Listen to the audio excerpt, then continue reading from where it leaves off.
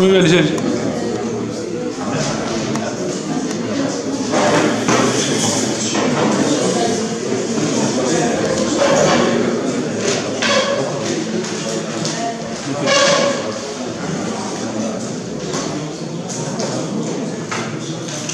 Bon, pour l'instant, en fait, on va commencer par revenir sur le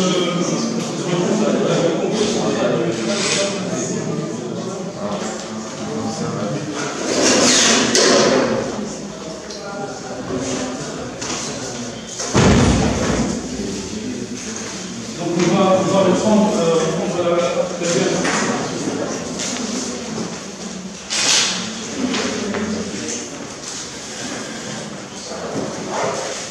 alors,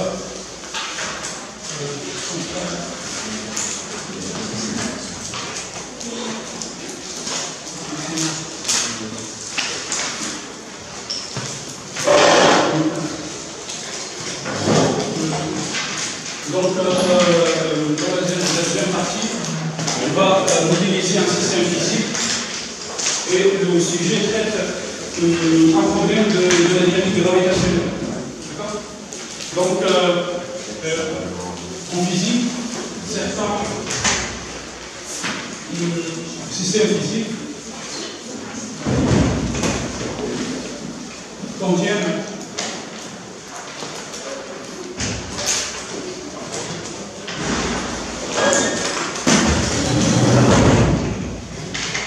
un grand nombre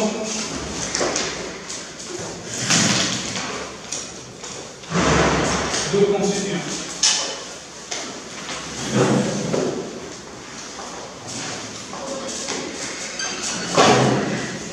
Pourriez-vous me donner un exemple d'un système physique qui contient un grand nombre de constituants?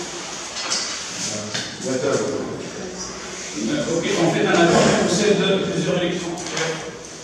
Oui, en fait, un système physique qui contient n planètes.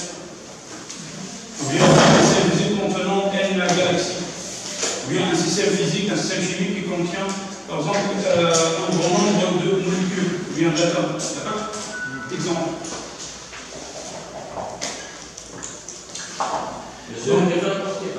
Comment? C'est parti, monsieur. En fait, là, on va recommencer la deuxième partie. On va traiter les deux premières questions, mais aujourd'hui, on va situer cette partie, c'est-à-dire bien ce concours, dans son contexte. Le contexte, c'est la modélisation informatique d'un problème physique. Okay. Donc, on va commencer par situer le problème dans son contexte, puis on va passer aux différentes questions. D'accord? Okay. Donc, en dynamique, je vous demande de noter ces paragraphes. Donc, en dynamique gravitationnelle,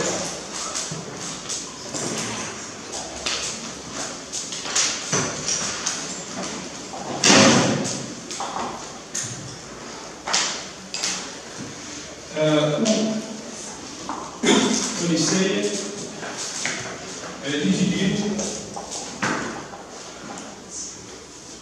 le mouvement de n. Par exemple, on prend un système qui contient une planète. Vous avez fait ça l'année passée en mécanique du courant atriel. Ou bien, un autre exemple, en dynamique moléculaire. Classique. Bien sûr, en fait, là, on distingue la dynamique moléculaire classique de celle quantique, puisqu'ici, on va utiliser les lois de Newton. Donc, on considère les particules comme des corps, comme des courants matériels possédant une masse. En mécanique quantique, bien sûr, on considère que la particule est une onde. Vous avez vu ça l'année passée en mécanique quantique, en physique. Donc, en dynamique moléculaire, on veut étudier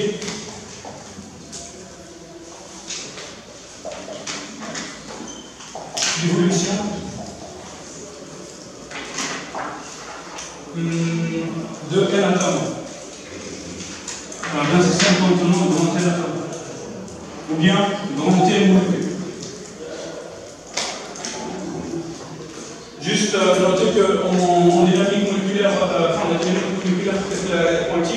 on utilise des techniques qui s'appellent AB initio.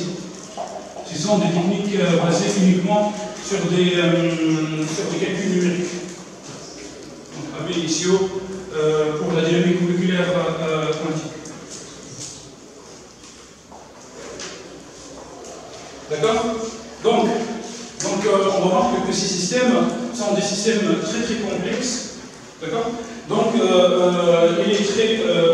un peu compliqué de déterminer des solutions analytiques. En fait, qu'est-ce qu'une solution analytique? Voilà, en fait, une solution analytique, c'est une solution obtenue à partir de la résolution d'une équation. Donc, on obtient la solution sous forme d'une fonction mathématique. D'accord? Donc, une solution analytique, c'est une solution exacte. Donc, on doit de quelques exemples.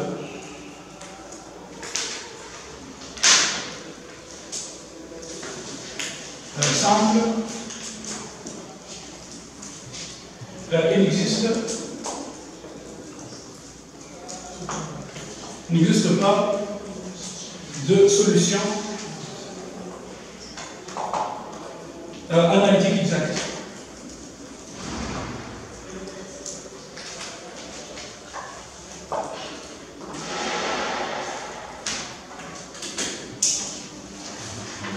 D'où le recours à l'informatique. On utilise alors l'outil informatique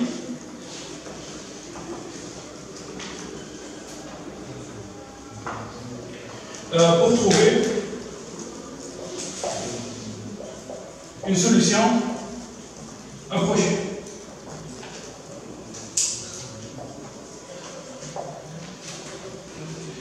On parle, par exemple, on fait d'une solution numérique.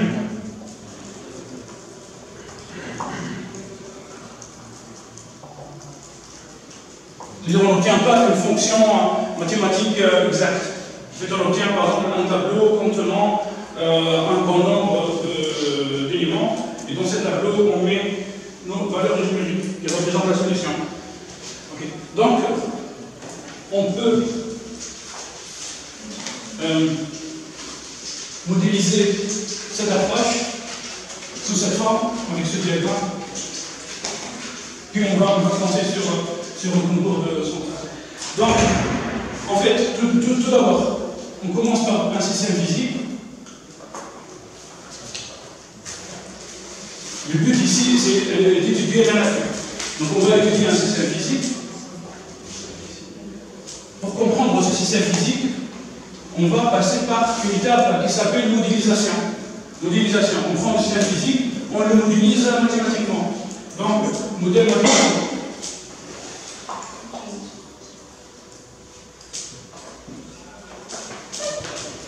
Modèle mathématique. En fait, cette étape s'appelle modélisation.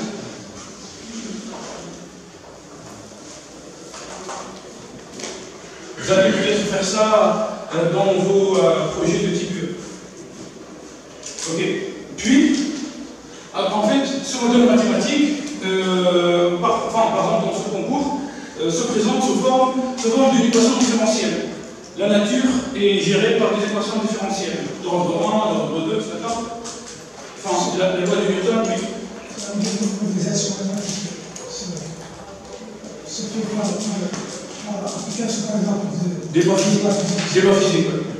Ça ne concerne pas l'informatique. Non, pour l'instant, en fait, on va prendre un système physique, on va regarder la nature. On va regarder notre système physique qui contient N molécules, qui contient N planètes, comprenant par exemple 3 espèces chimiques pour un système chimique. Puis en fait, on va essayer d'utiliser les lois de la physique ou bien de la chimie pour fabriquer un modèle mathématique. Un modèle mathématique, par exemple, une équation différentielle. Une équation différentielle. D'accord? Aujourd'hui, en fait, dans ce concours central, on va étudier un système physique donc, modélisé par cette équation différentielle. La dérivation de y est égale à f de y. D'accord? Avec f est une fonction a déterminée. D'accord? Donc, en fait, cette équation différentielle trouvé ici au niveau de la modélisation mathématique peut être déterministe ou bien stochastique. Déterministe, en physique, mais la nature en fait possède une nature stochastique. Stochastique, c'est-à-dire probabiliste. Par exemple, en finance, on travaille toujours avec des équations, on travaille parfois avec des équations différentielles stochastiques. Okay. Donc, en fait, à partir de ce modèle, on essaie de, résoudre cette équation différentielle. Bien sûr, l'année passée, vous avez vu quelques méthodes de résolution d'équations différentielles. Vous avez vu les EDL1-SSM, EDL1-ASM, EDL2-ASSM, c'est-à-dire les équations différentielles linéaires d'ordre 1, sans second membre ou bien avec second membre, les équations différentielles linéaires d'ordre 2, à quotient constant. Et je pense que vous avez eu aussi les systèmes différentiels d'ordre 1. Cette année, en fait, vous allez voir les systèmes différentiels d'ordre 1, mais en fait avec l'algèbre, avec la réduction des ennemis physiques. Donc, si c'est possible, on va essayer de chercher une solution analytique.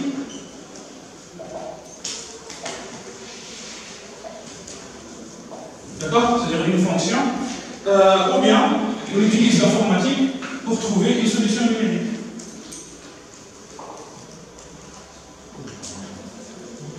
Une solution numérique. Donc, en fait, dans cette étape, on va utiliser Python. Enfin, un langage de programmation. Bien sûr, en fait, une fois on trouve la solution numérique, on essaie de comparer cette solution à la solution analytique. D'accord? Donc, on va effectuer une comparaison. Si on trouve un certain écart, eh ben, on va revisiter nos hypothèses. On va revisiter en fait les hypothèses. Bien sûr, en fait, un modèle mathématique se base sur des hypothèses et des lois physiques. Et la solution numérique est obtenue à partir de l'informatique, c'est-à-dire à partir d'un algorithme. Donc la solution numérique contient des approximations. On verra ça avec l'heure explicite. Des approximations. Donc, si on trouve en fait un écart entre la solution analytique exacte et la solution numérique exacte, bien sûr, on va revisiter nos approximations. On va peut-être changer de méthode. Donc, dans le concours central 2015, on commence par le schéma de l'heure explicite d'ordre 2. Non, il n'y a pas de schéma. Le schéma de l'heure explicite.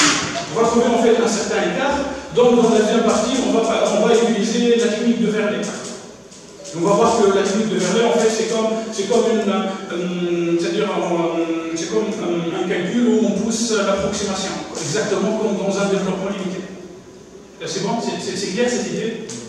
En fait, maintenant, dans le cas où c'est impossible, c'est vraiment impossible de trouver une solution analytique, par exemple, où l'équation est très très compliquée, par exemple, les équations de Navier-Stokes, qui gèrent qui utilisent les écoulements mécaniques de fluide.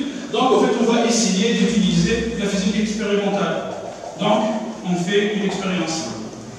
Puis, on va représenter cette expérience. C'est-à-dire, on va trouver des résultats expérimentaux, et puis on va comparer notre solution numérique à l'expérience.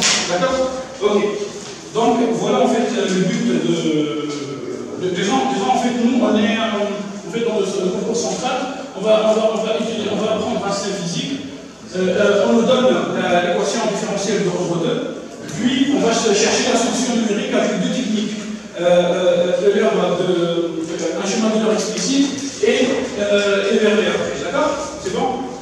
Ok, gardez ça en mémoire. En fait, on va commencer la deuxième partie. Donc, voilà, prenez votre sujet. Okay. Donc, dans la première question, dans la première question de la deuxième partie, on veut. Ok, donc c'est la partie 2.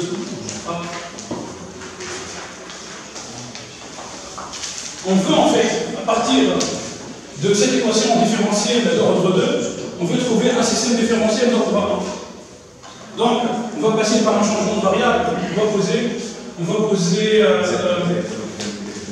z de t.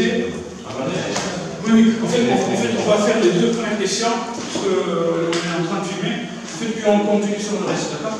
Ok. Vous avez des libertés là, avec. Donc, bon, on va fois, ça va donner tout ça. Ok, donc on va poser soit. Mais en fait, on n'a pas fait ce diagramme l'autre fois. Donc, on va poser z de t égale y seconde y prime de t, d'accord? Donc, pour arriver à y seconde, il suffit de dériver cette équation. Ok? Donc, cette équation différentielle, bien sûr, ici, on travaille quel que soit t appartenant à l'intervalle t min, t max. D'accord? Donc, y seconde de t égale f de y de t s'écrit sous cette forme. Donc, z' de t est égal à f de y de t et z de t est égal à y de t. Voilà. Ok, maintenant on passe à la deuxième question.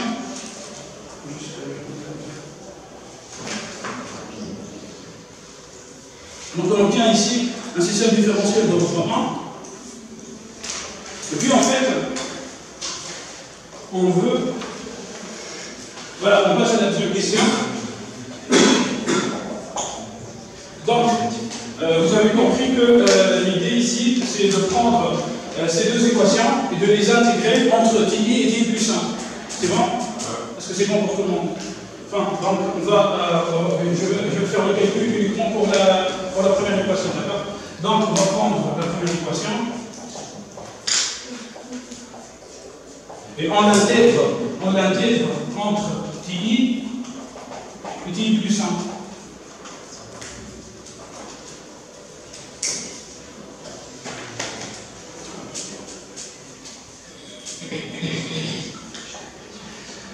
L'intégrale de z', c'est z de t. Donc, on écrit directement. Est-ce que c'est bon pour tout le monde?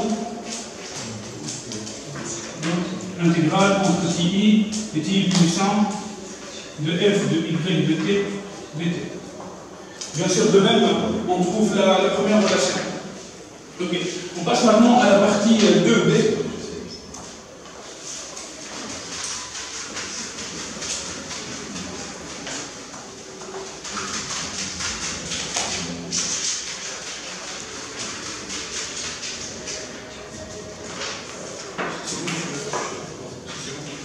On passe à la partie 2b. Dans cette partie, on va travailler avec un chemin de l'air explicite.